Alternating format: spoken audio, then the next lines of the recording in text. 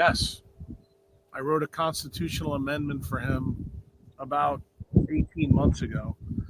And I spent a little time in his basement after I gave a presentation to his administration on apply him as HANA.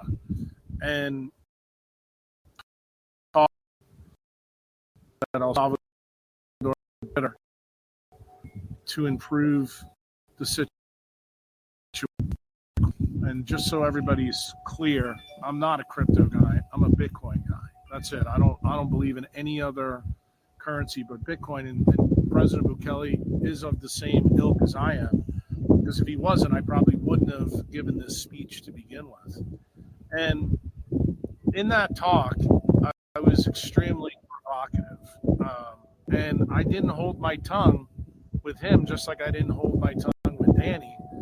And apparently he must have enjoyed what he heard, because his brother, who was in attendance, said, look, we would like you to meet with the president in the next 24 hours, but you're going to have to tell him this story that you just told a lot of people at this event was done under Chatham rules. I was not allowed to really talk about it. And it turned out that the guys who ran the Palestra event wound up filming this. So there is some video recording somewhere along the path, of the event. And when I was called by the administration, I went down to the basement of President Bukele and meet with the presidential, which is the White House here. We went downstairs. I got to meet his dogs, and we talked, we chatted. And then he said, I understand that you have a very interesting story that is behind the 20 big things that we need to do at El Salvador. He goes, I'd like to hear a little bit of the story. And in that story, I told him a story about Benjamin Rush, about Thomas Jefferson, about James Madison, and where it went. And that Benjamin Rush basically wanted to put a constitutional amendment in the beginning for medical tyranny, so that the government can use that as an angle of attack. For those who are in Bitcoiners will know that we talk about 51% attacks to the Bitcoin network. That's commonplace. I don't have to discuss that. But I explained to President Bukele that medical tyranny could be used as an angle of attack, to any country who doesn't have it. And the reason that Jefferson and James Madison didn't put it in is because they back in 5,000 years of recorded human history and never found any attack vector that used that, as a source of problem. And that's the reason they put in. So you fast forward to the constitutional amendment and how I wrote it, and then you think about what I just dropped on the Danny Jones podcast. Here, I told people that my mentor originally was Robert O. Becker when I began to realize how much I was lied to. Robert O. Becker brought to the attention of the industrial military complex in the 1950s, early 73, that when we were retooling our economy, utilizing big tech, information processing and things like that, that there was biologic effects. And fast forward through that story, he went on 60 Minutes, 1977, told the world it didn't land. The reason it didn't land, in 1977, no one owned a microwave oven, a cell phone, and there wasn't a lot of screen technology out at that time. And this story that he recommended, you guys can go back that and find on the front page of the Boston Globe, this story is present. And I'm not sure that I actually mentioned that in the last podcast, but it was present and you can find it. The interesting part of the story also I didn't mention is that in the Moscow embassy event in 1973, when members of the Trilateral Commission were involved in a pretty nasty situation where the Russian government started to bombard our embassy with microwaves. We had several U.S. delegates, specifically diplomats, come down with blood cancers. And the American military found out what actually the Russian government was doing. They were actually trying to prove a point to the Americans that there was a problem. And this wasn't the first warning they gave them. They gave them another warning at Sandoz nuclear labs in 1957 when Khrushchev sent people in the military about this problem and said, look, you might want to be careful about what you're doing. And this happened right before the Russians went up, to Sputnik. It is actually probably what stimulated Eisenhower to put what General Groves had created on the outside, in the inside of the government, in DARPA. And the government was very, very well aware that there was problems with the use of non-native EMF to communicate. They weren't aware just how significant the problem was. And then when Becker's work comes out about limb regeneration, they began to realize how the story of what the Russians were developing and what Becker was finding actually did link together. And eventually this was weaponized. And I told you guys how it was weaponized. It was weaponized because something else that the government was involved with from 1951 through 1957, the polio vaccine and Salk. When something mistakenly happened by growing, Salk's vaccine on kidney cells from African green monkeys, and SV40 was then passed through the system through 300 million people in the world, and we create, a cancer narrative. And, prior to us starting this podcast, you've had several family members die early from cancer, and that's part of the reason why this story resonated a little bit, for you. So what happens after these things all are occurring at the same time? I kept talking just so you know the whole time, so you probably may have all of this information. I did. I talked this whole way through. Right. Yes. So you're going to be good. So where I'm linking in the story right now, I just tied in your family's cancer history and what on the backside of this story that was laid out with Danny. And when you see all these programs begin to come together, you have to ask more provocative questions. Like, when you know that this begins to explain a lot of the things that we're seeing, like, it's very, very unusual to show that you have SV40 and COVID jab, 50 to years after the first part of the story. So it kind of tells you, yeah, there's some nefarious things going on, but it begs the question that Danny didn't want to go to is what happened before General Groves? Like, what was real big part of the story that actually makes sense of some of this? Because there are loose ends, and I wasn't able to give you those loose ends in that podcast. So let's talk about this.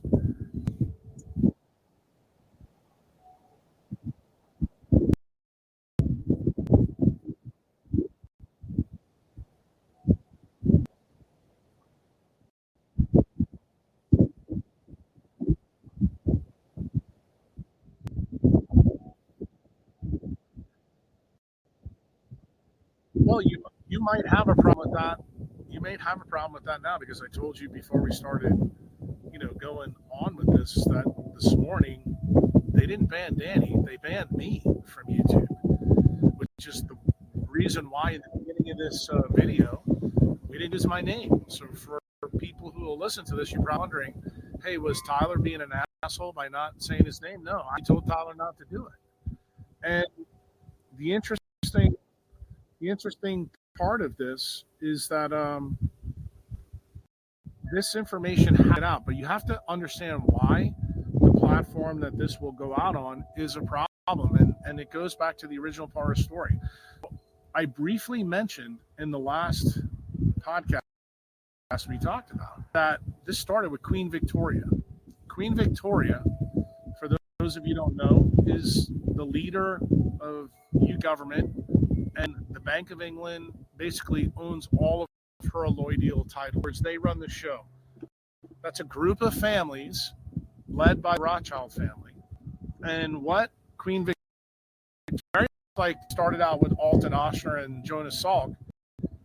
With good intentions, she wanted to marry her family in to all the other royal families in Europe to prevent the war. Okay, she knew that with all the different factions in all the different countries, that this would be a problem term. So, as any good woman would do, she came up with a plan to solve that problem. And it turned out that her good intentions went awry. And when they went awry, it started to really fester in World War I. But you also have to realize there was another problem that even predates this issue, because that's the European issue that we'll get into. What's the issue for us in America that Americans don't understand? It turns out that Victoria, her family is placed in Germany that I told you about, Saxe-Coburg, and that is really her family. She's the first one in the royal chain from the Hanover house to this new house in Germany.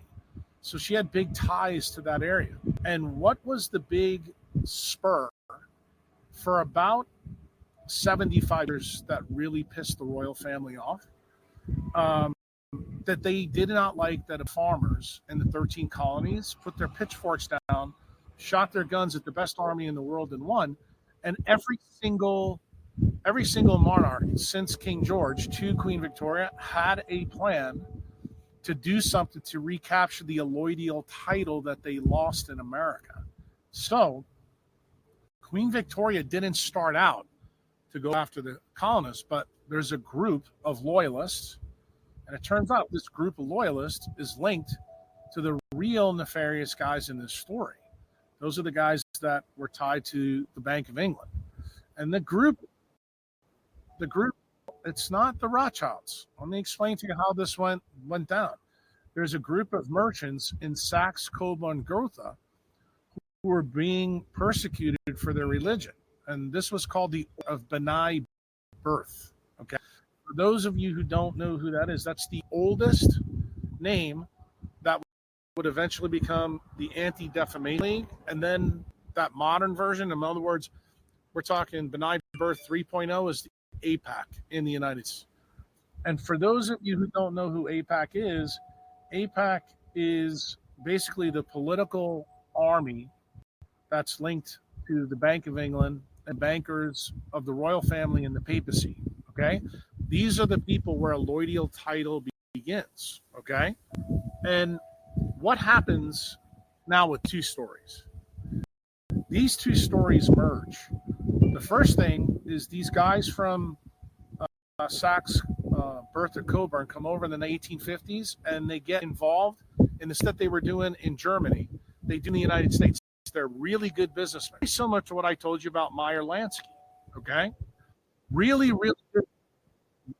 good businessmen, and they start a lot of different. But no one in the United States government knows that these people are loyal to Queen Victoria. So what do they try to do? They try to foment a civil war between the North and the South. And this group of gentlemen, very powerful, very influential, begin to percolate themselves into the government of the United States, specifically on the Union side.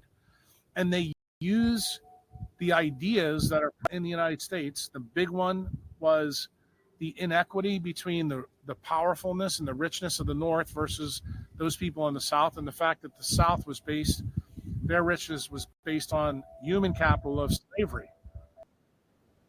Right. So they foment the hope the Civil War would destroy the United States so that the crown can take back what they lost in 1774.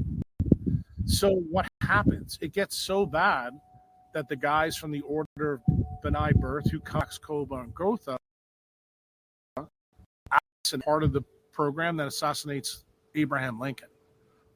So most people know what happens.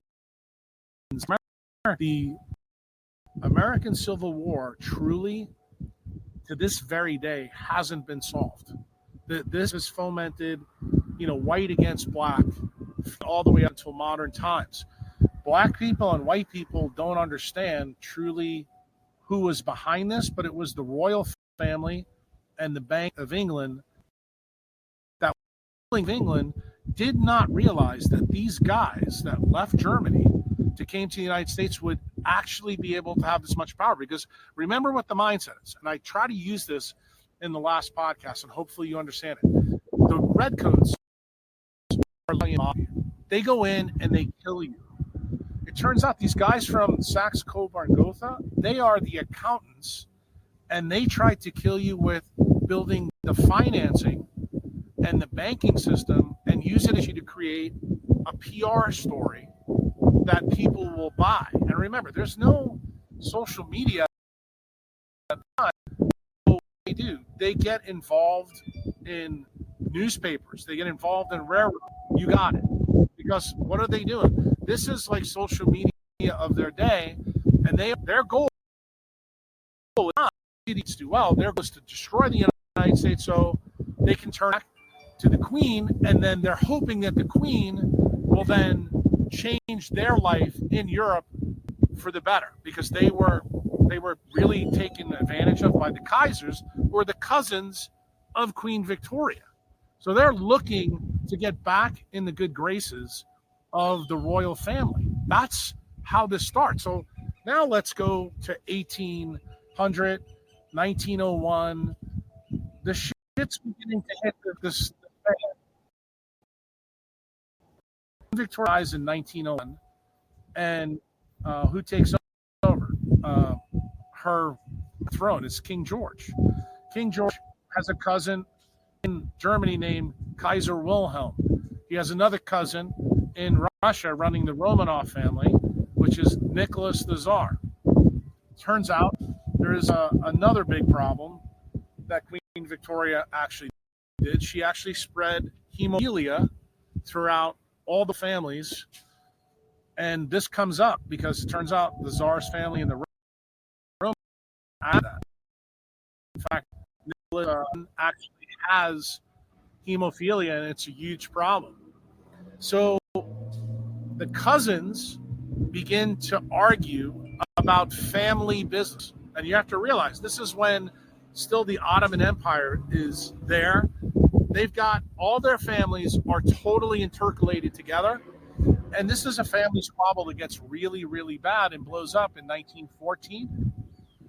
But after the Civil War fails, what does the Bank of England do with J.P. Morgan? Remember, J.P. Morgan and his family are originally from England, and they're very tight, and they are part of the consortium that runs the Bank of England. You got it. Carnegie's where? He's from the UK, from Ireland, Scotland. So in other words, I want you to see how incestuous this relationship is. These are all people that are tied to the crown. Don't forget this. So what happened?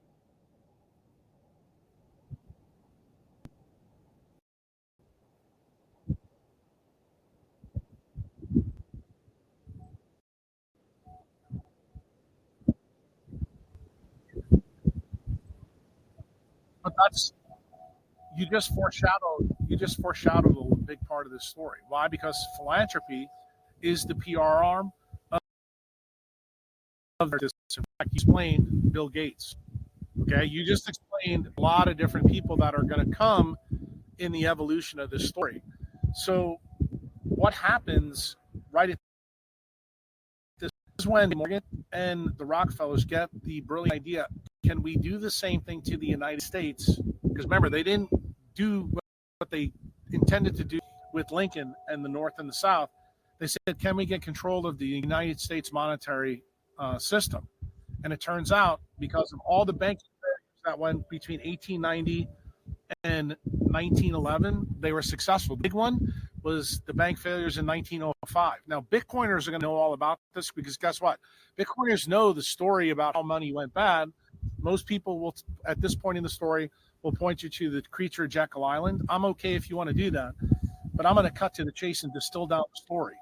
The story is that the Rothschilds and J.P. Morgan get together. J.P. Morgan uses a lot of the money from the Bank of England. They form the Federal Reserve. This is formed by the families that actually control all the allodial title of all the royal families. But here's the key one: the popes and the Vatican. They're big time involved in this, okay? And they agree to actually take over the monetary supply of the United States, and the stupid presidents at the time had no idea that what was on from the war was the same game, that they're trying to destroy the colony so they can get their allodial title back. So the Federal Reserve comes in, and what immediately happens? You've got 3 years after the formation, you get the income tax, which they tell you is just going to be for the top 1%. No, that's a way to make everybody poor. You know, that's exactly what it was about. And the Federal Reserve gets its charter from the presidents at the time, and then all of a sudden World War I breaks out in 1914. And what is it? It's right. Well, guess what? Well, not only move money around, but what is it really about? It's about solving the squabbles that have been going on in all the royal families. And Kaiser Wilhelm gets so pissed that it's not going to happen, and the people in Russia are also pissed. That's the Romanovs. They go to the war, becomes elevated because this is a family squabble. Why does Kaiser Wilhelm go to the point of getting a guy like Faber and say, I want you to make nitrogen mustard gas to kill family members? This is how brutal they were to each other. And remember, from the Faber reaction, what you don't want, the Faber reaction is all of fertilizers that will be used against us in about 60 or 70 years. So you know that that's what they use in the Monsanto story. That will come later, because what you find out about these people, when they create something, the first is clearly there, but when they realize that maybe then they say, what can I use to fix this? So the craziest part of what's in World War I that you need to know for the story that I laid out, World War I created a huge immigration from the Europe to the United States. Who's one of the key players you need to know about in this time? This is when Meyer landed, who's born in Ukraine. He's a Russian Jew. He emigrated, right, to be right. So you know a little of the story, but that's when he migrates to the United States. I'm just putting that out there in the story because we're not going to get into him yet. But I want you to know why he's going. It's World War I and anti-Semitism in Russia that leads to that. Then something even crazier happens. You've got evolution actually isn't what you've been told. You have three different guys. You have Trotsky, Lenin, and Stalin. And there's something happens. The Roman, what was the Bolshevik Revolution really all about? This is very simple. And this is really germane to some of the things that are happening right now. Why I need to realize this is not a story of religion. This is actually a story of allodial title and money. Lord Rothschild talks to his king and tells, I think that we need to do something to put Nicholas in his place. So what do? They send an envoy to Russia, and what they do is they remove the Romanovs from power. I should say, this is my mistake. It wasn't the king. It was actually Kaiser Wilhelm. Sends an envoy from Germany, and basically what they do is they talk to these communists that are there. The Bolshevik Revolution basically is run by Trotsky and Lenin and Stalin. You need to know something about Trotsky. Trotsky is a very wealthy Jewish guy from the Ukraine. Lenin is also a communist guy. I think I would say iron fisted of the three. It's an mission. It's a very smart guy.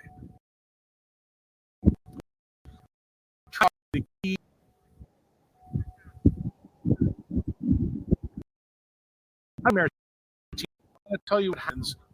The Kaiser basically wants to teach. So he tells these Bolshevik guys who had urged Christians, okay? Obviously, they want to hide that from history because this is people to realize this many people getting killed. So what do?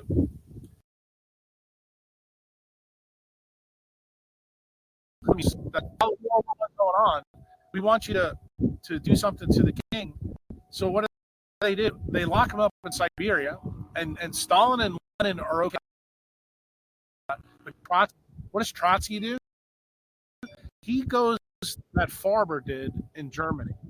He actually kills the entire Romanov family. This was not something that anybody planned for. Okay? In fact, this was a shocking event because guess what? Germany, and it told King George that this is a really, really serious step. When you go and take out a whole royal family, not only do you fuck with them, but what did this act that Trotsky really did? It caused the loss of Russia to the communists. Guess what? This was a bigger mistake than what happened in America. So,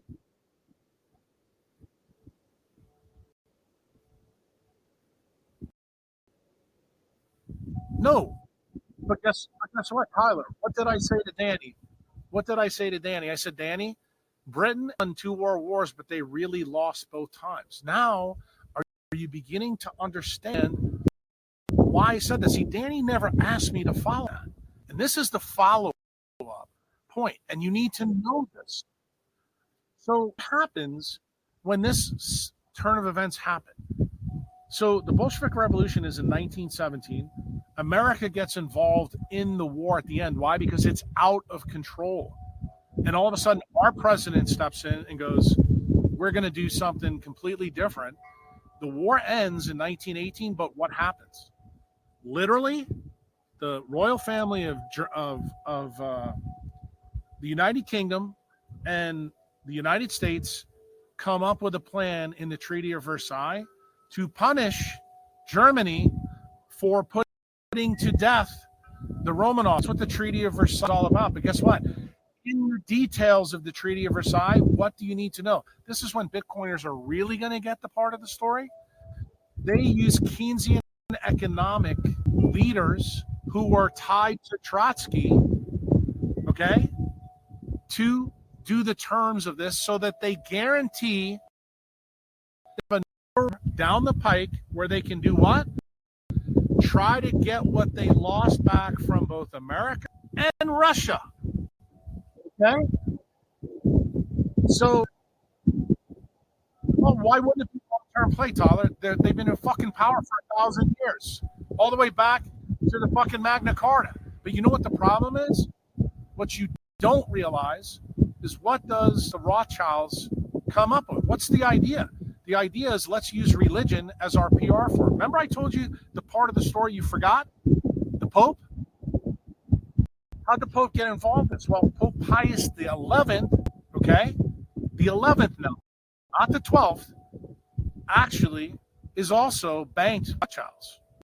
The Rothschilds sit down, talk to the Pope, and they come up with an idea to actually force him to hyperinflation, make things so bad so they can prop up a new regime. No, so they can prop up a new regime in Germany, okay, that they'll control financially, that will create a narrative.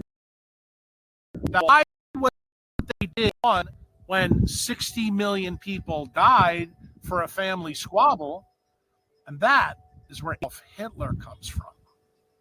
And guess what? Pope Pius the 11th, how did we find all this out, Tyler? Recently. For about 50 to 60 years. No, it's fine, but you have to realize that information was done when 20 archives came out. And we found out that Pope Pius the 11th was involved in this, and he signed a specific doc that was tied to this. And guess who it was? It was the Pope, the royal family anchors that came up with this idea. They set the trap in the Treaty of Versailles. And guess what happens next? Who's the next king that comes and takes over? That's Edward VIII. And Edward VIII, what do you know about him? Well, he was a king for a really short period of time, but he absolutely was a uniter of Hitler. In fact, he goes to visit Hitler from 1929 all the way to 1997 before he happens. And nobody wants to talk about this in the UK at all. But guess what? Every single part of it is discoverable. So what does the royal family do? Just like they did with Princess Di, they come up with a story that he falls in love with a divorced American, and he had to, because of her. No, he actually had to abdicate the fucking throne because he allowed the plan to come to the surface with Hitler. That was the real problem, bro. Let me finish. Just let me finish. Let me finish. No more interruptions, because it blocks the flow when I'm going by my memory. So what happens? Now, in 1933, this charter from the Vatican is signed. We find out about it in 2020, and it puts the target now on the Pope. And people start to go, so these guys are in this. How do I find out that there's this link? It turns out there's a loyalist that's an SS prince who's married to the king's daughter in Italy. Remember who was Hitler's Mussolini? He turns out to be the envoy that goes back and forth between Hitler, no problems, but he's a loyalist to all the royal families. Information is passed, and royal family intend on it. Turns out when Hitler gets into power, he gets drunk on his own stuff. And he's like, no, fuck you. I'm not going to play along with this until you give me something I really want. So what happens?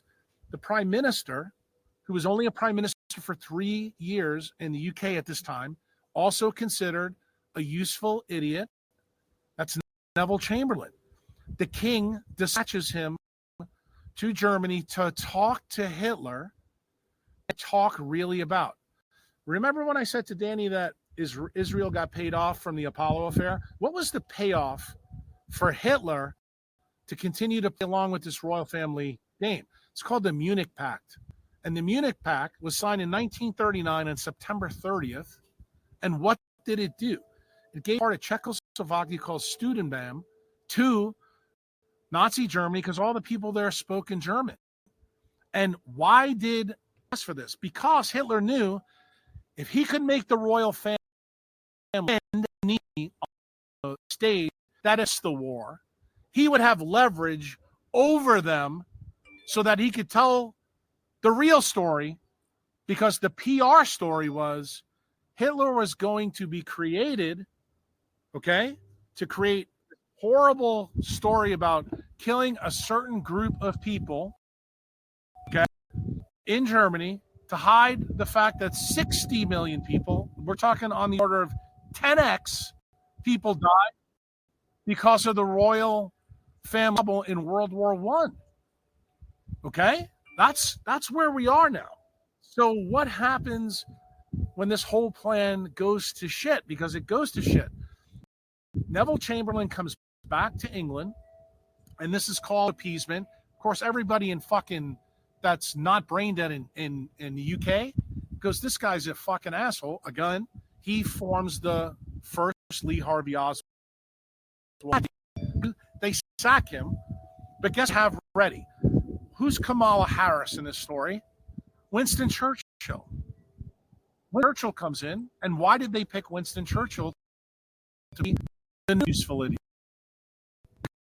In World War One, the biggest military blunder that ever happened to the royal family, guess who was in charge of it?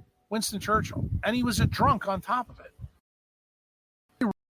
They needed a person that they can control. That's just like Kamala Harris is right now. Okay?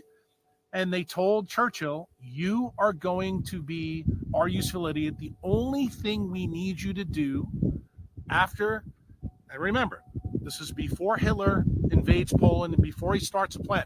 The king in England already knows what the plan's coming. Everybody's there. That's the reason why he didn't stay anywhere else except in Paris at this time, and eventually he goes to London. Who knows about all this stuff? Trotsky. Trotsky goes to London. He is talking to people in London, and when he hears this, he gets furious. That's the reason he decides to fucking kill the Romanovs. He goes, okay, absolutely nuclear. And when this storm begins to happen, you start to see the whole falling apart piece by piece. So Hitler goes in Star Wars II.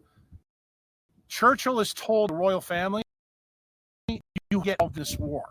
We need him to join. Because guess what? The executive branch isn't captured yet in the United States. That doesn't go Groves starts the process in the 1945. Okay? So FDR in this story is a good, because remember, he's elected in 33 and he goes all the way to 45 until April of 45. So who's the leader of Russia now? It's Stalin. Why? Because in 1940, Stalin gets so pissed with Lenin that Trotsky did this on his own that he fucking kills Trotsky in Mexico City. So guess what? And Stalin rule the Soviet army. So now you have Churchill with Stalin and the United States on the Allied powers. This is exactly what the royal family wants, because guess what they want to do? They want to reclaim both territories in a world war, and they're using their bankers to actually run both sides. The stories that you hear in the United States about the Bush family, why do I bring that up here? Because who does the Rothschilds partner with? The Bush family, who controls a bank called Brown Harriman on Wall Street. Who is the guy that's running that show? That's Preston Bush, the grandfather of George Bush, is in the ONI of the United States. That eventually becomes the OSS, which eventually becomes the CIA. So, what happens? The bankers are selling both sides of the war, and who are their partners?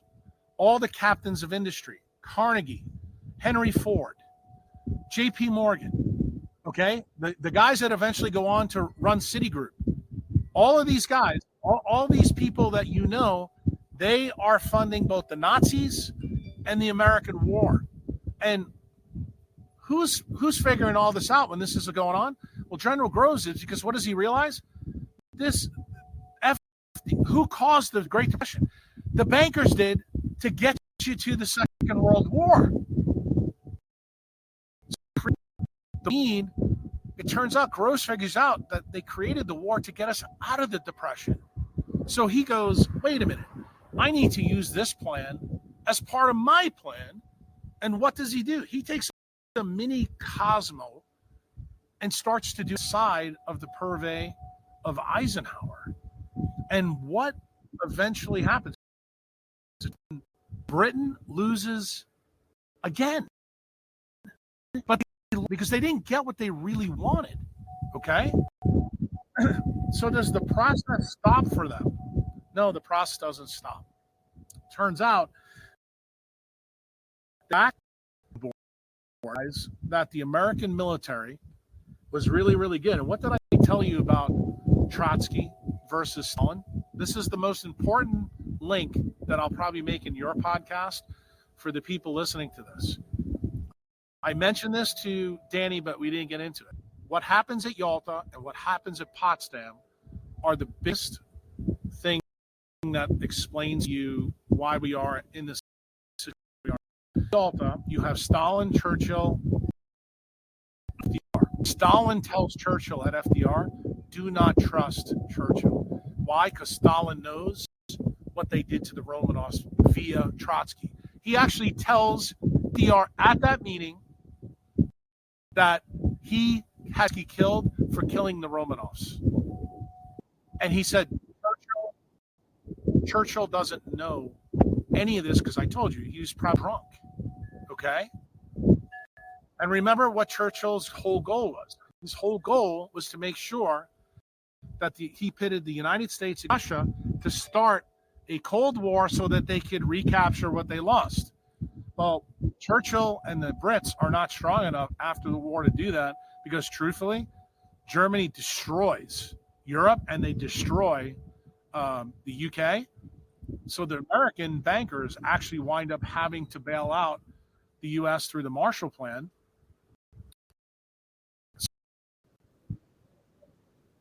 Yeah, of course it did. Yeah, and the reason why there was an extra pile of money left after FDR dies, what does Groves do? He goes in and makes his man Truman to Wallace room, and he tells Truman, when you would Stalin, you go tell Stalin he's not getting his fucking country rebuilt. In other words, what does Groves realize right away? I'm going to use that pile of money that FDR was going to do to rebuild Russia, and I'm going to finish the plan that these guys actually had going. Dude, that's the real part of this.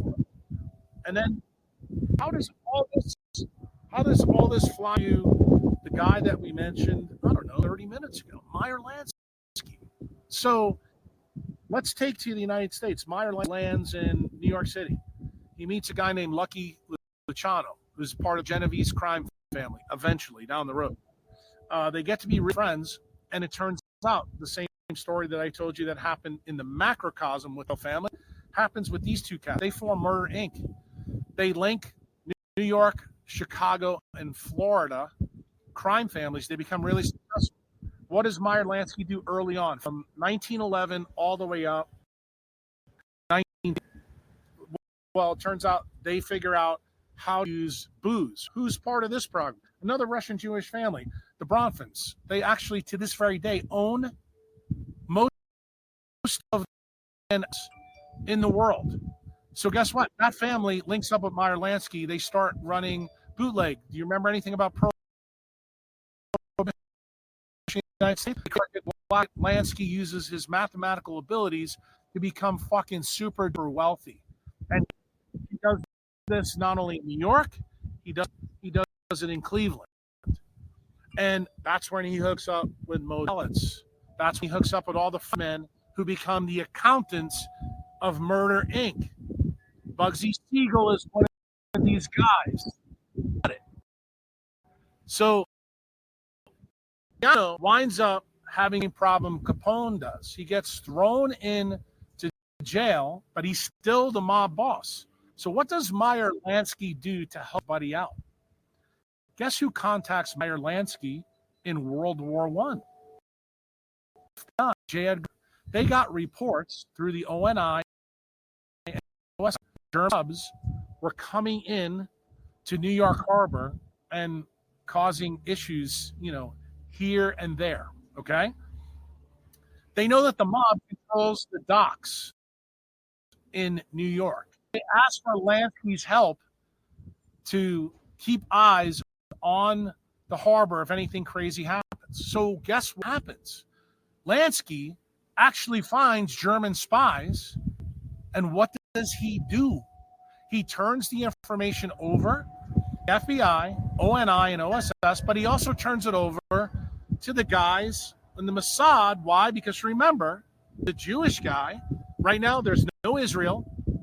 Rothschilds promised the Jews to give them Palestine in 1911 through World War I. Still hasn't happened yet because remember, there's no Israel yet.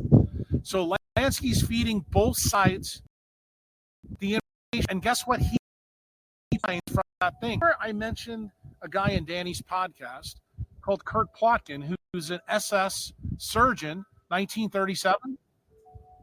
Guess who fucking Lansky found? That guy. And Lansky found out about controlled experiments going on in Germany. And before, oh, dude, this I'm going to tie this bow up for you. Very so when this information is turned over both to the Americans and the Israelis, they get really worried. That's when the letter Einstein writes FDR. That's when we get Dulles has to go and get all these scientists. All this stuff is going on all at the same time. You have to remember, it is absolutely chaos. Okay, they kill everybody else. Murder Inc. kills all guys except Plotkin. Plotkin gets turned over to the CIA or OSS, and they start picking this guy's brain, and they find out about the mescaline, the peyote, and what Hitler is doing. And then Plotkin starts to tell the people in the military that there's a plan to control the people in Europe after the war for the benefit of the benefactors of the war. And that's when Lansky goes, wait a minute. And he goes, you're going to tell me that the people in this war are actually, this is payoff for killing the Romanovs in my home country? So nobody understands the real story. So what happens in 1939? Forgot. Pope Pius dies. Pope Pius XII comes in. Pope Pius XII is known as Hitler's Pope. In fact, we just found out in a data dump that there's a special dispensation going between the SS and this Pope the whole time. The story you're going to hear from the papacy right now, because they've been trying to block this, and for those people who think that this story is bullshit, there's a guy named Cromwell who actually started to write this story in 2020 after the dump. Just so you know, he's a Catholic guy. He started writing the book to actually exonerate the Pope, and it turned out he wound up putting the Pope in a really bad light. In fact, you find out that Pope Pius the 11th and 12th are probably some of the most nefarious fucks. Why? Because they're on the side of the royal family and the Rothschilds. And do you want to know why they're involved in this? They're involved in this because they realize they're going to use religion the proxy after the war. They're going to pit Jews against Muslims against Christians. And what does the Pope want out of all this? They want to just make sure they have control of Jerusalem. That's all they care about. And they want to make sure they don't lose any loyal titles. So what do? They inform, they're the informants for Hitler, what's going on both sides. In other words, how things are going. What didn't they plan on? Stalin kicking the fucking Nazis' ass. And this is what we heard in JFK's American Union of 1960 when he actually thanks Russia and their people for doing what they did. Here's the craziest part of the story. So Plotkin, I told you, introduces everybody to MK Ultra. MK Ultra gets turned over to Sidney Gottlieb. Guess who Sidney Gottlieb begins to start communicating with? Family members in academia in the United States who are tied to Trotsky. If you think what I just told you is wrong, I want you to do a hard stop. In fact, I'll even let you Google this right now. Look up who is the national the NIDS, that's the drug lord in the United States that's partners with Fauci. Do you know what her name is? Nora Volkow. You know who Nora Volkow is? No, Volkow. Okay? She's in charge of the NIDS. You know what she does? She's a psychiatrist in New York at NYU. You know who she's the granddaughter of? Trotsky. And guess what? You know what she did in 2011? She did the first ever study on how non-AMF raises blood glucose and insulin in the literature. And guess what? When I sat down with Rob Becker in 2007, 2008, guess what he told me? His research led him back to this story he's in the Navy. And he said, I'm really concerned about this. Just gave this position to last year. Her name is Nora Volkow, and she's related to Trotsky. This is in 2006, bro. She's been running the show in 2006. You want to hear how it even gets crazier? Guess how Fauci gets his job in 1982? Meyer Lansky. So I got to give you the.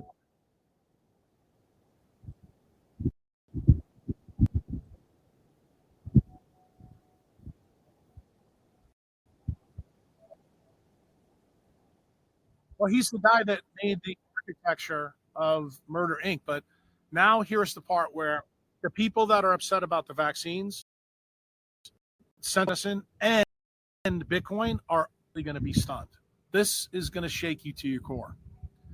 So when all the shit goes down in Cuba, I mentioned to Danny that, you know, the Italians got turned off, but he never wanted me to go down the Lansky thing, but Lansky walked out of Cuba with $3 million. So the CIA at that time knew $3 million. What did they do? They turned it over to J. Edgar Hoover, and they said, you need to arrest this guy for tax evasion. It took them a long time to do it. So what was the plan of J. Edgar Hoover? To capture Lansky the way they caught Capone, with tax evasion. So what do? They arrest him. They arrest him, and guess what they find out? They can't find out where the money went. They have no earthly idea. You're talking about intelligence agency in the world, both the CIA and FBI, cannot find out about what Lansky did. So this is why Lansky is so important in this story. He is okay? The only thing that J. Edgar Hoover finds out, there's a guy named Pinsky in Geneva that Lansky seems to have a relationship with. So I remember this, and I go back and I read one of the volumes in the Warren Commission, and guess what I find out? In the Warren Commission, turns out that the CIA had a link to the same bank in Geneva. So realized right away is that Lansky was working with somebody in the CIA to launder money. So what happens during the Nixon administration? They pick Lansky up in Florida again, and they arrest him. This time, one of Lansky's frontmen, you should love this story because he's right in your neighborhood. His name is Ira Malnick. Ira Malnick is a very famous lawyer in Florida that takes care of very high-profile cases. He happens to be running the front for Lansky since the 1950s. You'll be shocked to know that from 1954 to 1956, he's in the U.S. military. So guess what? He's knowing all the shit that's going on with the mob before JFK era happens. He knows that Lansky is world famous in governments because he gave Nazi spies to both the Mossad and he actually gave them to the American side. And guess what? He's even more famous than that. He's even involved in the Jonathan Pollard spy case. That Israeli Mossad agent was spying in America for Israel. That's how deep this is. So what does Malnick tell in 1969, 1970? He says the Mossad set up a rule that mimics what happened to Lee Harvey Oswald in Russia. The CIA was able to get Oswald back in because they had a special program set up for him. And Malnick knew it. He says, so we had the Mossad set up a plan in Israel that any Jew can come back to Israel and ask for a passport and for a cover, like sanctuary. All they have to do is ask for it. And remember, this is in post-war Israel. This is after 67, with the Arab and all that. So what does Lansky do? He seeks refuge in Italy, I should say in Israel. What happens in Israel? This is mind-blowing. He not only gets a passport, but then the other side, the non-Mossad side of Israel, says, we're going to send you back to the United States to Florida. And Lansky goes, why are we going to do this? He goes, well, these guys really want to come after you because you're a bad guy and everybody knows you did from the time you stepped foot in there, and they want to do something. He goes, okay. He goes, tell them I got a nugget for them. Tell them I can tell them how to launder fiat money and they'll never get caught. He sits down and negotiates with them. And what happens? You get the Bank Secrecy Act of 1970. You want to know why the United States sets this law? Because Lansky tells them exactly how Murder Inc. filtered millions of dollars away from them. And they realized, the bankers realized right away that fucking Meyer Lansky is smarter than the Rothschilds. And dude, this guy was a machine. And what was Lansky's key? Why couldn't you find anything on him? He never owned any assets. He had guys like Ira Malnick as the frontman. He had no assets anywhere. But how did he roll things? He owned people. That's what he did. And guess what? You know where he got the idea? He got the idea from the royal family and the Rothschilds, from those Nazi spies that he turned over. He that owning people was more important than owning assets.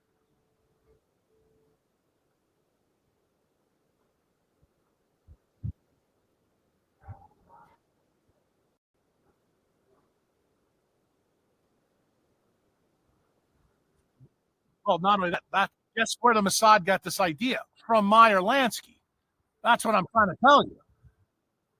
And the thing is, people don't realize that that's why now you have P. Diddy. P. Diddy is just evolution 2.0 of what Epstein is.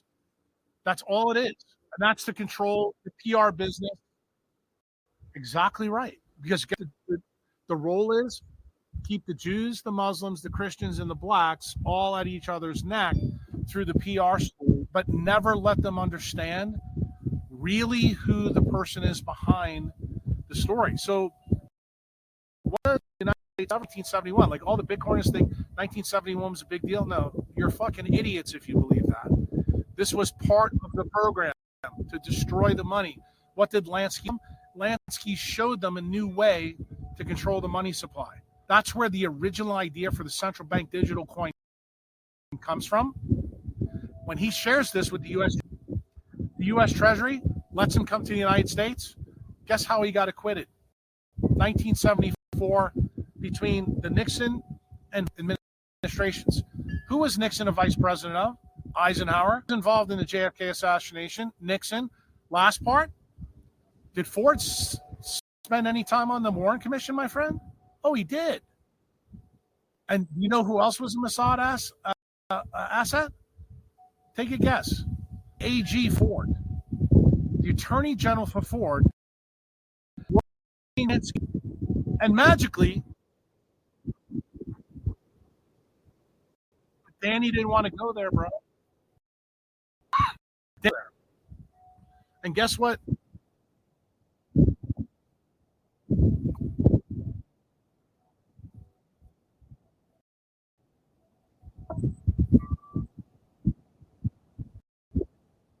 Now you know why, because he's the accountant. The front man is always the accountant. Okay? And where does this idea come from? Because Meyer Lansky learns what the royal family and the Rothschilds are really doing. So just criminal underworld. He does exactly the same thing. But he's actually better than the Rothschilds were. And when the U.S. government actually gets the information of who really the royal family is, magically, you get the Bank Secrecy Act. And then magically, things change in Belgium. Then you get the BIS. Then you get... Remember, the Bank Secrecy Act is where the word AML comes from, KYC. Now, Why did I tell you in Danny's past that modalities laundromats, and that's where it originally came from? Now you know where the Bank Secrecy Act comes from. Same fucking story.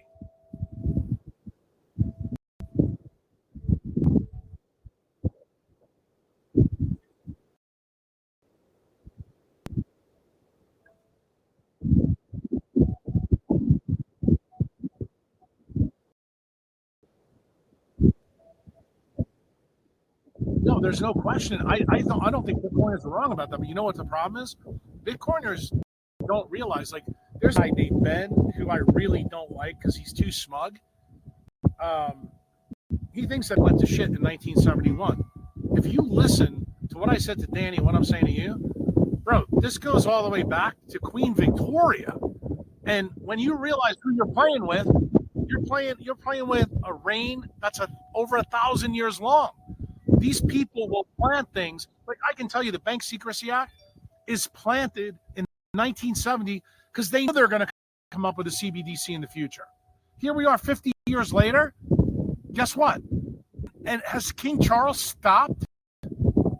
No, he's still trying to recapture. You think the Ukraine exists now? They're going back to go try to get fucking Russia. Dude, that's all about. And they're trying to create right now, if you want to know what's happening to Trump, everything in the United States is about starting Civil War number 2. People need to listen to your podcast. They need to realize this isn't about the bankers, because that's what they want you to believe. It's not about the Muslims. It's not about the Christians. It's about these people trying to get one world government to get everything back the way it used to be when they had it in 1774. They want to restore all medieval feudalism. They want all of us to be their economic slaves. That is the front that the World Economic Forum is all about, my friend. That's what the WHO is all about. That's what Nora Volkow is all about. That's what Anthony Fauci is all about. They're all playing roles in shape. And you guys, as the audience, keep fucking falling for the plots. You can't. You have to understand it's about a loyal title. It's not about the religion. The religion is being used as the PR show to continue to divide. Know that, because the one thing that they do know, this plan, you get 360 million Americans to understand really what's going on. Dude, it's game, set, match. They can't have it. The reason they hate Putin, 90% of the people in both of those places is a problem. Putin is going to be really hard to beat. They're doing everything possible to beat him. They're even blowing up gas to Europe. They don't give two fucks about the people in Europe. They already killed 60 million people at the turn of the century. Why the fuck would they kill 60 million more? To get back what they... Correct. Absolutely correct. And they know that they can recapture anything when they get a CBDC. Why? They'll be able to control everything in the world. And you need to realize that guys that do all the philanthropy, the Andrew Carnegie's of today are the Rockefellers of the 50s.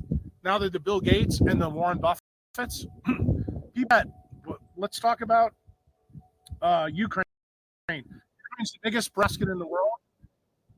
Ukraine's the biggest breadbasket in the world. They're worth a fortune to grow food. BlackRock owns that for the contracts. Do you know who owns BlackRock? Warren Buffett, 49%. So guess who that is? He's a trilateral. It's Berkshire Hathaway. It's Berkshire Hathaway. Guess what? He's a lateral commission member. Goes all the way back to Nelson Rockefeller. You're back to the story in 1911. You're back to the story in 1911. What's going on right now with FEMA is just another Trotskyian idea built by Mayorkas. Who's Mayorkas? He's a Cuban Jew. Guess where he's from? Ukraine. He goes all the way back to Trotsky too. Dude, they're everywhere. And Stalin aren't the same communists. Trotsky is the wealthy Russian Jewish immigrants that populated all of academia in the United States from 1930 all the way to today. That's who Paul Krugman is. That's who he is. Dude, it's the most powerful statement. Why? It's money. It's not about religion. It's not about religion. These fucking people think less about religion.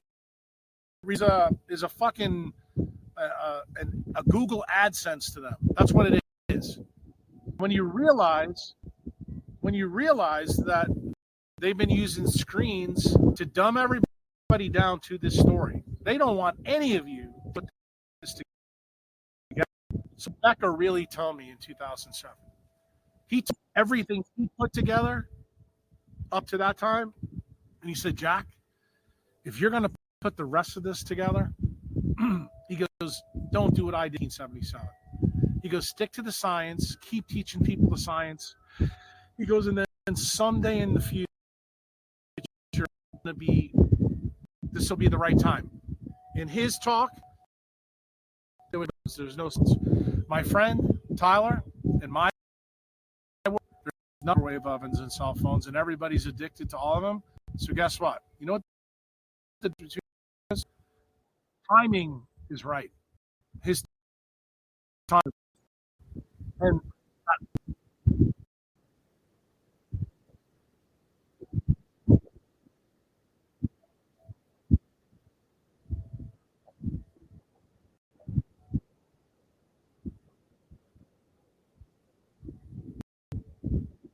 now you land the deal.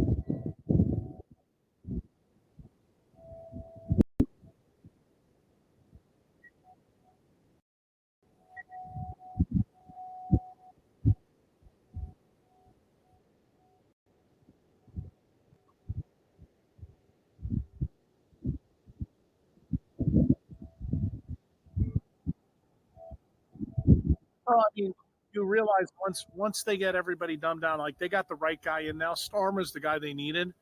That's the reason why they used the other idiots. You know, the last two, Liz and Sunak, also World Economic Forum people. They were plans for this guy because this is the guy they really want. If you want to know the reason why I know the game is coming up, I pay attention to what happens in England because what happens in England tells me what's happening in the rest of the world. And because this story is about them. Don't ever think it's not about them. It's about them. They are trying to recapture what the lost, trying to recapture Georgia. This is about getting the two superpowers back. And they're going to use money to do it. And that's the reason why you don't want to own a shitcoin. That's the reason you want to own a Lloyd title, because it turns out that Meyer Lansky gave them the CBDC idea and BIS system. Guess what? Somebody, Satoshi, gave you. No, to be honest with you, it would not surprise me. This is something I will say. I've talked to one of my friends who's a big Bitcoiner about this. We drank a couple of drinks of wine, and he goes, "Who do you really think is Satoshi?" And I told him, I said, it's somebody with a physics background that is probably linked to the mob. And this is the reason why, because I think, I think I know Lansky, he would always have a solution to the problem that he gave to the Rothschilds. Why? Because I don't think he trusts anybody. The only person I can tell you that I know he trusted really well and he fucked in that endeavor, I didn't tell you this part of the story. Remember when Lansky gave the German spies up? One of the things that happened, do you know why he did it? Lucky Luciano was in jail. No, Lucky Luciano was in a maximum security jail. And because Luciano, the reason why is Luciano was in a maximum security prison. He couldn't run his crime syndicate. And because Lansky was treated well by the families, he went to the CIA and said, you put him in a minimum security prison. And he goes, I'll help you. And guess what they did? They put Luciano in a minimally security prison. Luciano and him They became best friends after this. And let me tell you how bad this was. The story that I told you guys about Mo Dalitz and Bugsy Siegel, that's Benjamin Siegel. This is probably the sad of the story. Meyer Lansky fan. Siegel is the guy who's the front man for the Jewish mafia in Vegas. He starts in 1946 putting Dalitz's plan in place, and the casinos start losing money. In other words, it's not going well. And the mob families, the 5 families, sit down, call a meeting, and they want to whack Siegel. Remember, Siegel's been friends with Lansky from before 1920. He convinces Luciano to give Siegel another chance. He gives Siegel another chance. Siegel actually makes a little bit of money. The outside of Luciano want to whack him again. Meyer Lansky convinces them not to do it again. Literally a year later, they go back in the red. Luciano can't save him. They whack Siegel in Beverly Hills, California. And what happens 2 hours later? 3 frontmen for Lansky walk in. One of the guys is Dalitz. Dalitz gets the casino. The first thing he does, this will really blow your mind. First thing he does, because he learned from Prohibition, people to eat and drink, that's where the blue light story comes in. The first thing he does, he starts boofing and gives people tons of food and blue lights them. And then he finds out within his first month, profits went up by 50%. So what did Dalitz really do? Dalitz actually figured out how the leptin-melanocortin pathway works without ever being a scientist. He was an observer of human, put it in an alien environment. And did Dalitz do?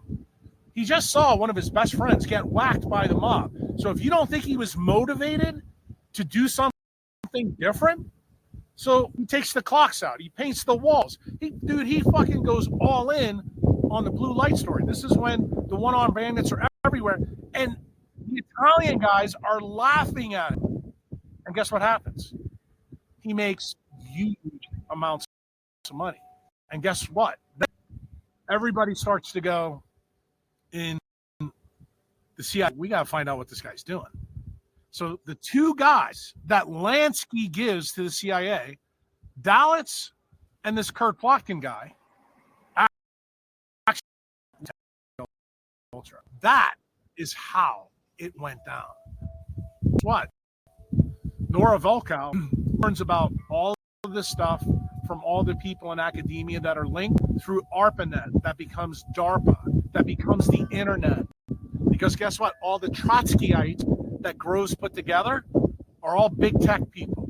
And they start going through all their programs sequentially so that they do what the industrial military complex wants them to do. And Groves fit what the Nazis started.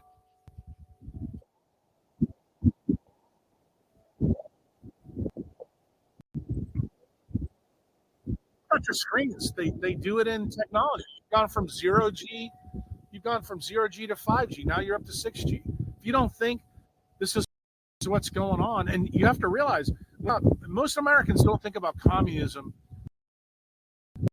I'm actually describing to you, the people in Russia are kind of like the story that centralized medicine tries to sell you in cholesterol. There's good cholesterol and bad cholesterol, HDL. It's not like that at all. It's just that Stalin realized what Trotsky did to us was a fucking huge problem. And I'm not trying to tell you that Stalin's a good guy, but he tells that story to FDR. When FDR comes back from Potsdam, General Groves realizes he cannot have Henry Wallace as the vice president. Yesterday, just so you know, before I got booted off YouTube, I posted a link, and hopefully you'll post this link. Go find Henry Wallace's Common Man speech that he gives in 1942. That is the speech. He says that Henry Wallace is a loose cannon because he's talking like, because if this guy after FDR, he's going to he goes, I need to Stalin as my bad guy to replace Hitler. Because what I'm going to do, he goes, I'm going to end the royal family.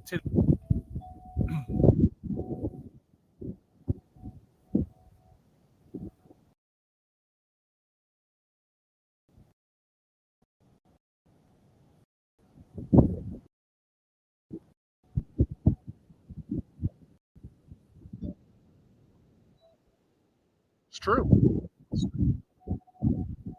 Yes.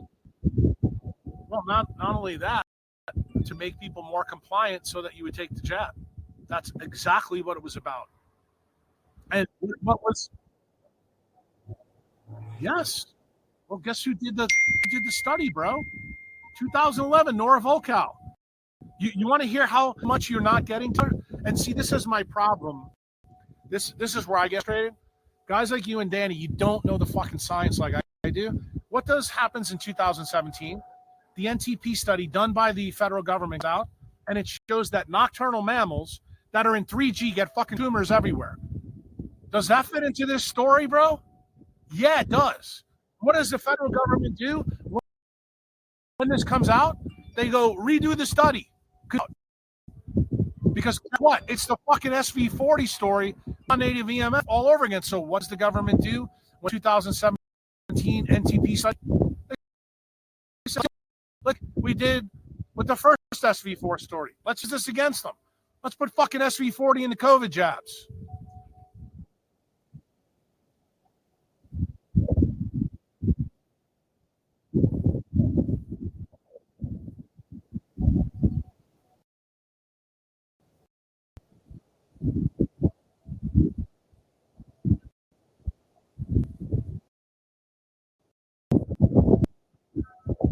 It's not.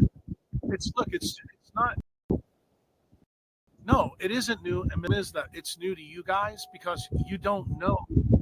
You don't know your history well enough. Like, it's crazy to me that a doctor has to give people the history. Here's the good thing. I'm so pissed off because my profession was stolen. When I found out how my profession was stolen,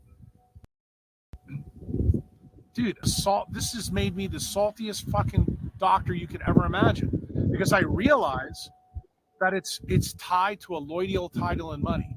And I'm telling you, when people understand this story, this we can take this back, but we all have to be rowing in the same direction. Like, I can't have Jews going after Muslims going after blacks, Christians going after all, them saying, well, this is what the Bible says. Fuck the Bible. This is not about the Bible. This is about a loyal title. And if you want to know, I try to tell people this, I can hate my government and not hate my country, just like I can love God and fucking hate the church, because that's what I do. I don't like the church. They are complicit in this plan. Okay? They're complicit in this plan. Of course they are. The same people that bank. Right? That's what a loyal title is, bro.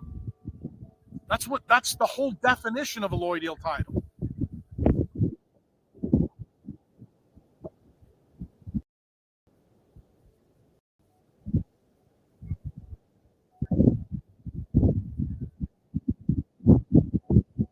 To be honest with you, it wouldn't surprise me in the least. I can't tell you that I have any good data or that I would speculate, because I've told you up to this point, I believe is the truth based on my research for the last 30 years.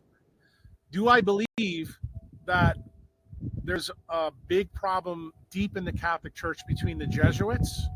And for those of you, I know you don't know me, where did I go to college? I went to a Jesuit college. So this all got disclosed to me after, but I will tell you, when I went through my Jesuit education, don't think that I wasn't a problem child when I was growing up for the Catholic Church, because I was. I didn't believe anything that they told me, because growing up in New York City, I'll never forget in third grade when I saw the T-Rex this class on Wednesday afternoon going to public school in New York City, and a nun telling me that it's only 6,000 years old. I looked at her and I said, look, I would be like 8 years old at the time. I said, are you fucking kidding me? And they called my mother in. They actually called my mother in. They said, your son is a problem. And I wasn't controllable then, because I'm like, look, if you're gonna lie to me, you gotta have a good lie. And I'm kind of that kind of kid.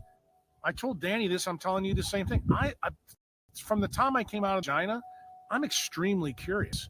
And when somebody tells me bullshit, I am gonna go right after the bullshit. I do it with food gurus, I do it with nuns, I do it with Nazis, the royal family.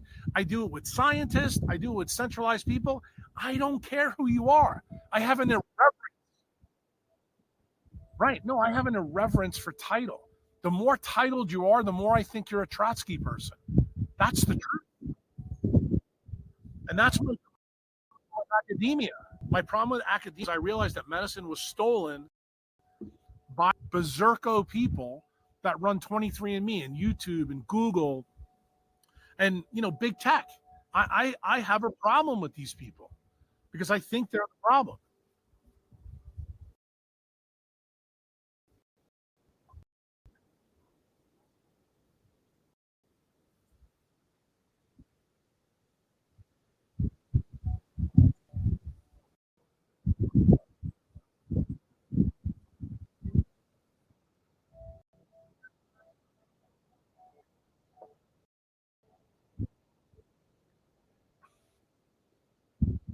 No, it's not.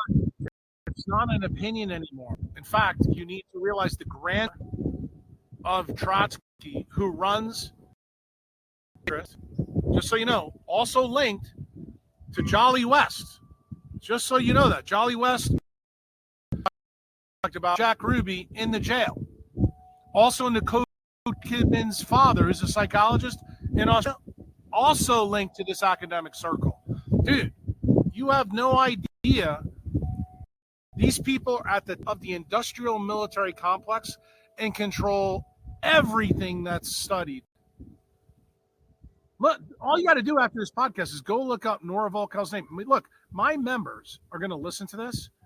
My detractors are going to listen to this.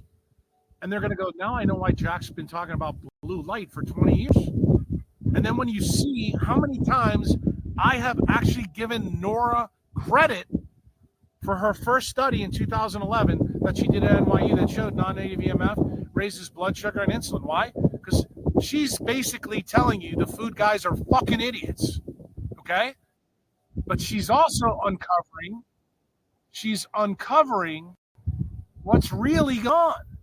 And I want you to know there's a reason why she's studying all this. There's a reason there's tons of videos out there with her and Anthony Fauci starting in 2020 talking about this. She's involved in the plan to keep you out of this, keep you in front of a computer, keep you with an LCD screen. Because guess what? When you're stupid, fat, and you can't think, you are the target of people that are built like a Trotsky mindset. You are the target of Google. You are the target of 23andMe. You are the target of every big tech company out there because you're addicted to their technology through your dopamine reward tracks. They have figured out how to steal the leptin-melanocortin pathway and weaponize it against you to get back Russia and the United States under the royal family's control and the bankers that live in Belgium. That is the distillation of coffee martini.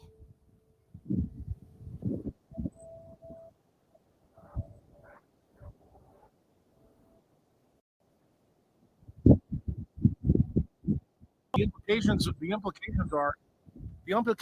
me tell you what the implications are. I need all of you to fact check Uncle Jack.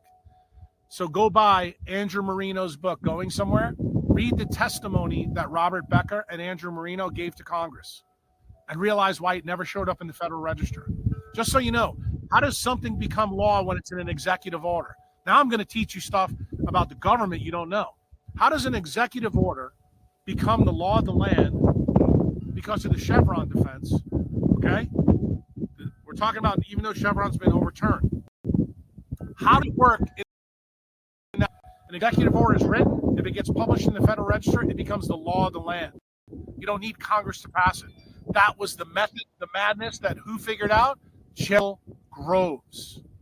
And it was used by all of the guys that were in the Joint Chiefs of Staff during Eisenhower and what do you call it? And Kennedy's regime. And that understand until you understand how the system is broke. They have been doing everything they possibly can to get rid of the U.S. Constitution, water it down, and replace it with the UN Charter. If you go back here, not to throw conspiracy in this, but because it's not a conspiracy. Here's another video for you to pull up. If you go back to what Gaddafi said the only time he ever talked to the UN, there's a video out there. He was only supposed to get 15 minutes. He wound up making him sit for 90 minutes. He pointed out that what's in the preamble of the rules are of the 5 permanent members are completely incongruent with each other. You know why they're incongruent? Because of General Groves. That's the reason why. General Groves guys the rules. And when you go see who those guys are, that's George Kennan of the CIA. Those are the Rumsfeld. Those are all the guys, the Dick Cheneys. Those are all those guys, families, the Bush family. All the people that have been involved in this charade the last 70 years. Those are Nixon's flunkies that were partners with corporations. Those Henry Ford's flunkies. Bro, that's the game. And you know, the UN was made for the answer for Germany of the Allied powers. Think about what I said to you in the beginning of this podcast. I told you the goal was to get back to a one world government. The UN was an idea that Churchill hatched with FDR. It was a bad idea. And what were they trying to do? They were trying to lure both Stalin and the American government into this thing so that the UN Charter would eventually replace both of their constitutions. That's how the ultimate plan was for the royal family to get back what they lost.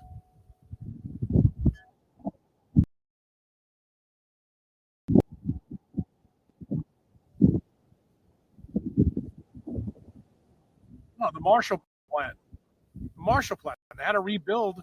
They had to rebuild everything that they lost. I mean, they bombed. Remember, there's consequences of a kinetic war. Those consequences were there.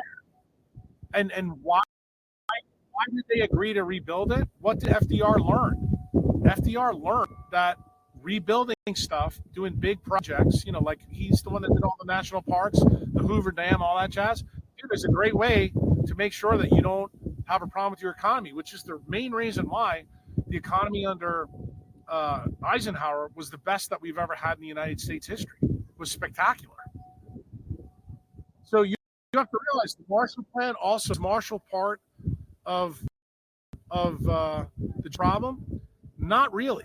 He was more of a problem for Eisenhower. And Eisenhower were buddies, and they wanted to sidetrack General Groves in this whole story.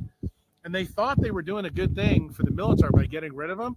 Turns out it was probably the worst decision that Eisenhower ever made. Why? Because Groves became weaponized like Meyer Lansky did. Like it's this story of Meyer Lansky getting thrown out of Russia because he's a Jew and coming to the United States. Dude, Lansky and Groves are two of the smartest fucking guys of the 20th century. And they're smart because they decided how to make the plan that the Rothschilds and the royal family do work for them. And boy, did they. And we now in 2024, we are getting the tip of the spear from really what that plan looks like. And most of the people who are the executioners of that plan all go back to Trotsky's tribe of communists. These are the most malignant of the communists. These are the ones that, when I tell you they're left of left, that's true. Like Stalin is considered a moderate in this communism.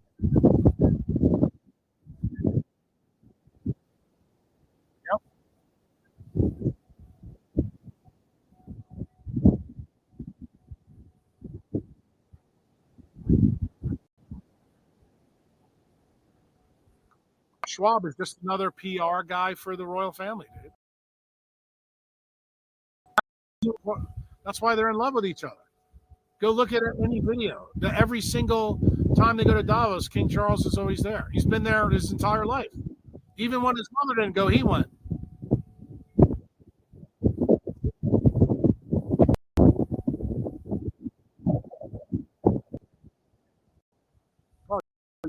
Look, this story even encompasses Princess Di was taken out. Look, it's all tied to the same actors, bro. Correct. Yeah, Cody Fayad is not who you want. The ex-wife of the king going around. Do you realize that she lives? No, it wasn't that. If he marries the princess, then the future king is fucking to a group of people that they're using. Anything that's going to out their plan, you got to realize something. You're playing small ball, and they're playing the longest game. They've been 1,200 years. You still don't get it. You still don't get it, dude. This is about their legacy, their power. And I would even tell you where most of their power comes from are Meyer Lansky types. Rothschild doesn't give two fucks about Jews. Anybody who thinks that this is a story about religion, they are so fucking stupid. This is a story about a Lloydale title. And when the Bank of England was given access to those families, those families control just about every central bank everywhere in the world.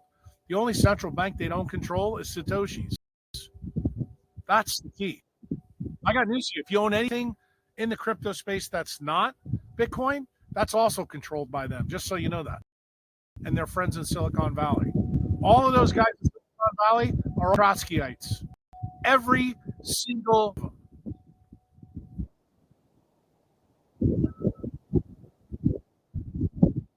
I'm not even talking about Google. How about Chamath? How about Mark Cuban? No, I'm talking about all the fucking scammers. No, another one. How about Raoul Pal? I mean, you said you own crypto. Guarantee you heard of Raoul Pal. Where's he from? He's from fucking England. He's from England, and he used to work for Goldman Sachs.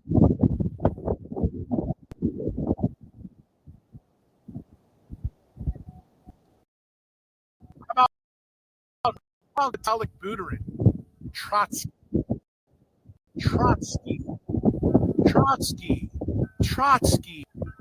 Okay? Not even fucking Bitcoiners get this linkage.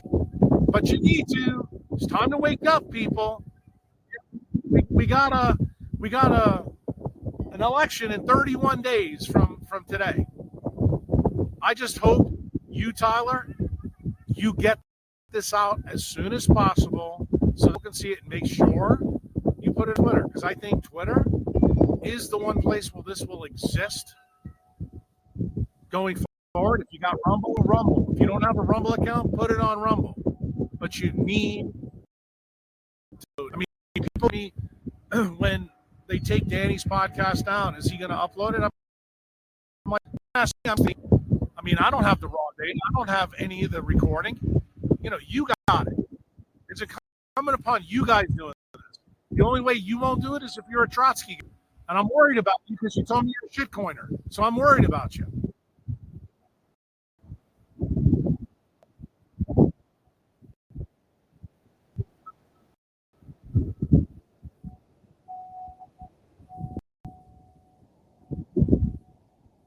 Tell it.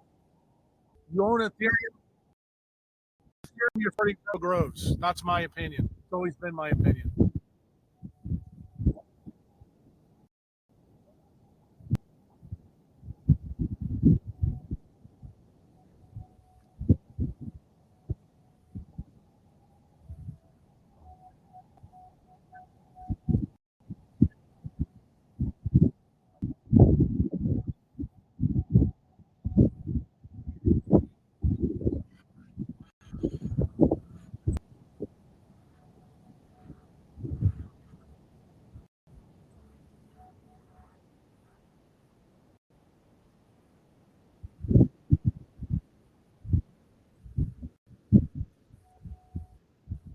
You need to convert your fiat to Bitcoin.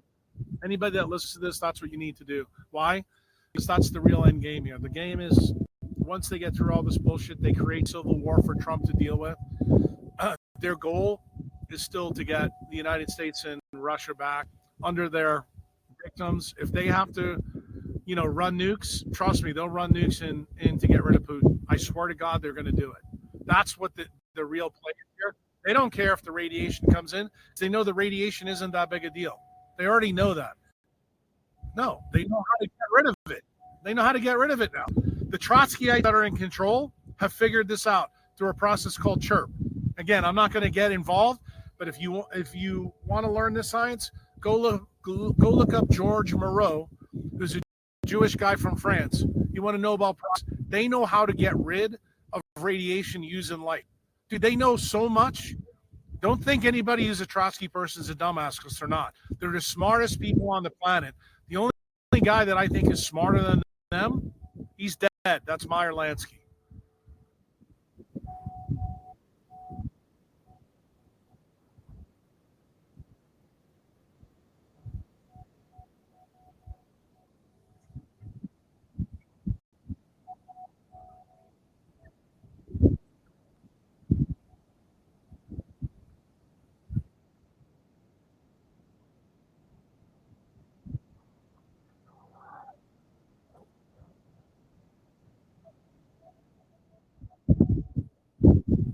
Well, I think it's possible, but I don't think. I think it's possible, but I don't think.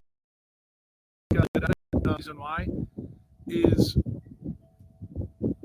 extraterrestrial tech is never going to run on silicone. Extraterrestrial tech is absolutely going to. Why is we are extraterrestrial tech on this planet and be based on the lightest atoms on the periodic table, not silicon.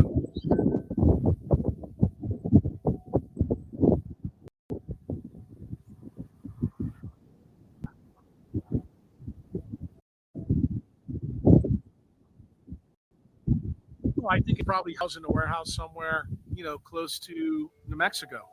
And do I think the same people that were involved with the Manhattan Project, are they running the same shit show behind the scenes? Yeah, I absolutely believe that. But you have to realize what I'm telling you. While these people are smart, they're always screwed by their confirmational bias when it comes to money. And you have to realize most of the people that I told you are bankers and oilmen. This oil story, they're not going to let tech out the box. That's going to destroy their markets. And you have to realize something. Besides money, is the single most valuable asset. If you're a banker, it's oil, it's energy.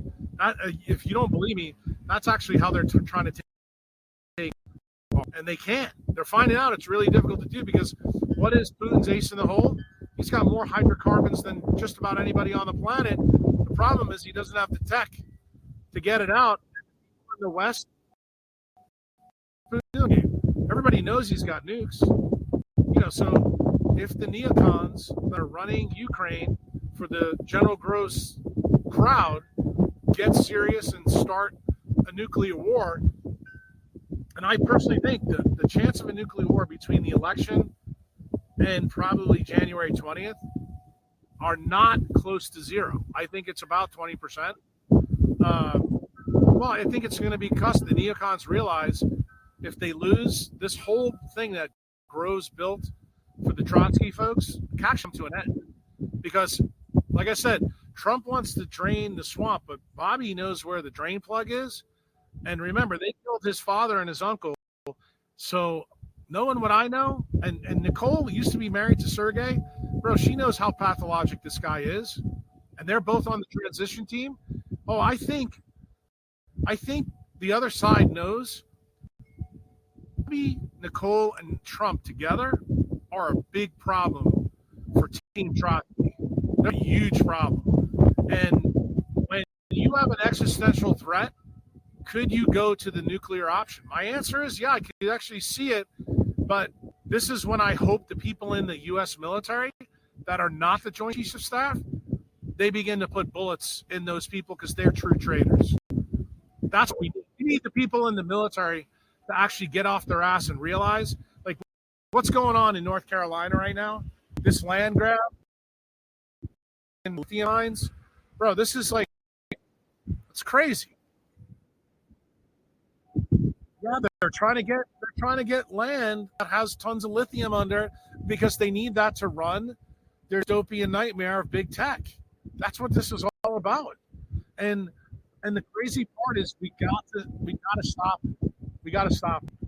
And we have the power to stop. We have 360 million people. When Jews realize it's not the Muslims realize it's not Jews, and the Christians realize that it's none of them, then everybody can get on the same page together and go, okay, let's get all these fuckers out. Let's join forces. Then we start our religious fights after the fact. Let's do that. Let's solve this problem first, because it's pretty clear that these guys have been using money in a 1,200-year war against humanity. That's what the royal family and the bankers are all about. That story is buried in the Federalist Papers. Don't that Madison and Jefferson didn't know that. But I also want to tell you, I don't think Putin is our enemy. I think Putin understands this. Why? Because what is Putin's line? Putin's line goes back to Stalin, goes through Khrushchev. What do all those guys know? They know what the royal family did. That's why Stalin killed Trotsky.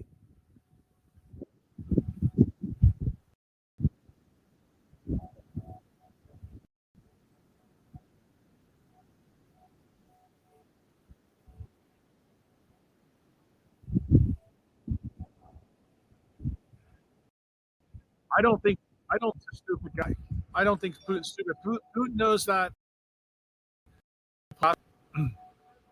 is his big risk. He needs someone to get in that actually will deal with the huge problems. Russia's politics are pretty simple to understand, in the 20th century. Why? Because they used Poland as an access point, to get into Russia twice. And Putin's already said, look, just fucking leave us alone. Don't put NATO in Ukraine, and we're fine. You can do whatever the fuck you want, but the royal family's not getting the Romanov properties back. You lost that. It's over. End your report. You're now a little small country who doesn't control any except the bankers. Control the seas. You don't have enough nuclear weapons. Yeah, you got friends in Israel. You got friends in the United States. But even those countries are not controlled fully yet by the Trotskyites. The people still have a say in both those. I think Israel's further gone. Why? Because the Jews have totally bought the whole story of the Mossad and the whole story of their fight. They are tied ideologically to their fight. But let's face it, without the United States, without the Trotskyites, Israel is a very, very vulnerable country. And the problem is we need to remove the people who are the Trotskyites in the United States industrial military complex. We do that, we coin legal tender or grand reserve asset. What do? We return loyal money back to the people of Russia, Israel, and the United States. We defuse the Trotskyites. It's very simple. Bitcoiners got that part right. But you guys got to stop abusing the tech. You abuse the tech, you're fucked.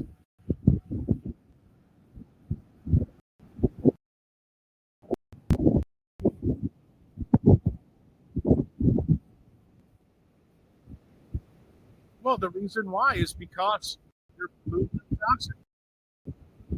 Dopamine hit. You're going back for your dopamine hit. Just don't forget the story about Mo Dallas when he figured all this out. When you understand how you're being played, then it's hard to be played.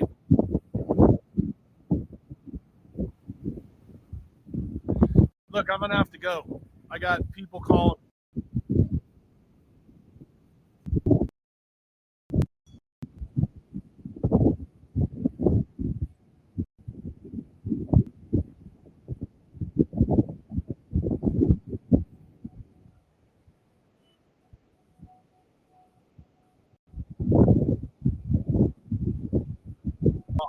I can't get back to him if you put it on YouTube. You're gonna have to put it on. because I've been banned as of this morning. Then I can comment. Yep. Then I can comment on it.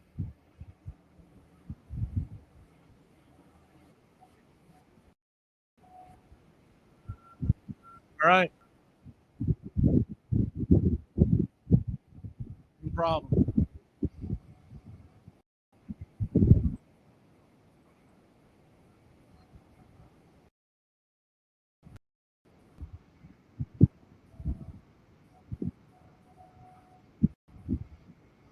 No problem. Take care. Bye bye.